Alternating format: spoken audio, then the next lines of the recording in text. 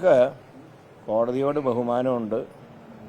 കോടതിയുടെ ഉത്തരവുകൾ അനുസരിക്കുന്ന ഒരു സ്വഭാവമാണ് കോൺഗ്രസിനും യു ഡി എഫിനൊക്കെ ഉള്ളത്.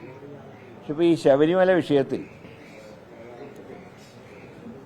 ഈ സ്വർണ്ണക്കൊള്ള കണ്ടുപിടിക്കാൻ ഒരു മാർഗവും അവലംബിക്കാൻ ഇപ്പോൾ സർക്കാരിന് കഴിയുന്നില്ല. കാരണം SITനെ ഹൈക്കോടതി ചുമതലപ്പെടുത്തിയ സാഹചര്യത്തിൽ അവരാണെങ്കിൽ റിപ്പോർട്ട് പൂർണ്ണമായിട്ട് ചാർജ് ഷീറ്റ് കൊടുക്കുന്നതുമില്ല.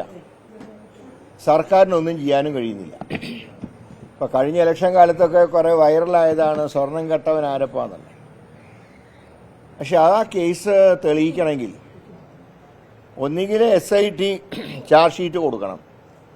അത് കൊടുക്കുന്നില്ല. കോടതി ഇത്ര ദിവസത്തിനകം ചാർജ് ഷീറ്റ് തരാൻ ആവശ്യപ്പെടുകയെങ്കിലും ചെയ്യണം. അതും ചെയ്യാത്തൊരു സാഹചര്യത്തിൽ ഇനി ചാർജ് ഷീറ്റ് കൊടുത്ത് മറ്റൊരു അന്വേഷണത്തിലേക്ക് പോകുമ്പോഴേക്കും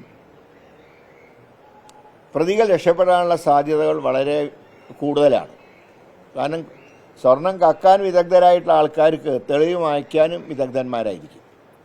അങ്ങനെ ഒരു നിസ്സഹായ അവസ്ഥയിൽ നിൽക്കുന്നത് കൊണ്ടാണ് ഇങ്ങനെ ഒരു പരാമർശം ഇന്നലെ നടത്തിയത്.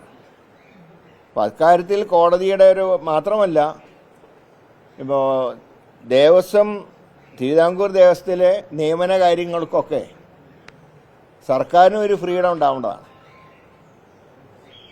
കോടതിക്ക് ആ സർക്കാർ നടപടിയിൽ തെറ്റുകളുണ്ടെങ്കിൽ കോടതിക്ക് തീർച്ചയായിട്ടും ഇടപെടാം. അപ്പം അങ്ങനെ സർക്കാരിൻ്റെ പല കേസിലും കോടതിയുടെ വിധി അനുകൂലമായിട്ടും പ്രതികൂലമായിട്ടും വന്നിട്ടുണ്ട്. അപ്പോൾ സർക്കാരിനെ സംബന്ധിച്ച് അനുകൂല വിധിയും വന്നിട്ടുണ്ട് കോടതിയുടെ ഭാഗത്ത്.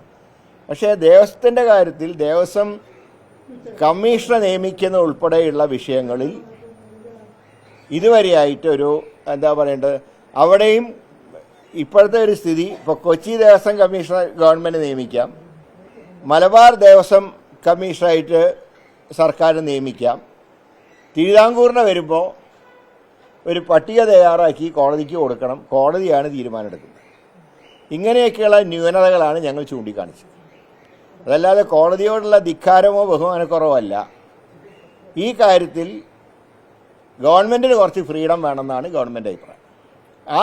അങ്ങനെ ഫ്രീഡം ഗവൺമെൻറ് എടുക്കുമ്പോൾ അതിൽ തെറ്റുകളുണ്ടെങ്കിൽ കോടതിക്ക് ഇടപെടാൻ തിരുത്താം. പക്ഷെ തീരുമാനം എടുക്കാനുള്ള അവകാശം ഗവൺമെൻറ് ഉണ്ടാവണം. അതാണ് ഇന്നലെ സൂചിപ്പിച്ചത്. അല്ല, അത് സംബന്ധിച്ച് ഇപ്പോൾ ആലോചിച്ചിട്ടില്ല. ഞാൻ പറഞ്ഞല്ലോ, കോടതിയായിട്ട് ഏറ്റുമുട്ടാൻ സർക്കാരില്ല. പക്ഷെ അതേ സമയത്ത് ഗവൺമെൻറ്റിൻ്റെ അവകാശങ്ങൾ ഞങ്ങൾക്ക് ലഭിക്കുകയുമാണ്.